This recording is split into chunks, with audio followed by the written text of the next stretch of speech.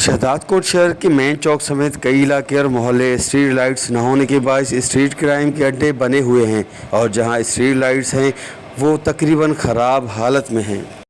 दोस्तों चवण तो पे म्यूनसिपल कमेटी में हर महीने में 2.25 करोड़ की बजट आ उन बाद में म्यूनसिपल कमेटी जो माल पिड़ी की उगाड़ी आ मुख्तलिफ़ ठीका ने या दुकान मसवाड़ते ने हेॾी वॾी बजट हूंदे म्यूनसिपल कमेटी में स्ट्रीट लाइट जो रात जो सॼो शहजादकोट शहर ऊंधे वर चढ़ी वियो आहे। माण्हुनि खे अचु वञ में तमामु घणी तकलीफ़ थिए थी। ॿार बच्चो राति जो अचे थो या सरकारी अस्पताल दवा लाइ थो वञे त तबी जेको आहे त रस्तनि में ऊंधे लॻी पई आहे। ॾाढी तकलीफ़ आहे, माण्हू ॾाढो परेशान लॻा पिया आहिनि।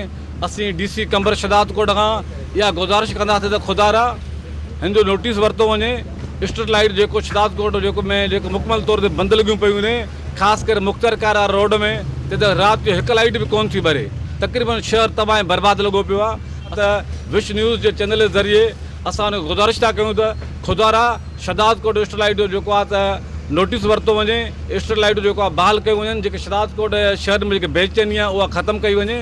ऐं असांजे शहजादकोट में जेको आहे त ज़िम्मेवार माण्हू वेठो आहे त AC अब्दुल कादिर मशहूरी साहिबु, असां उनखे बि अपील था कयूं। लाइटिंग आहे पूरे शहजादकोट जी, इन जी का सफ़ाई मतिलबु 6 महीना पूरो साल में बि नथो थिए।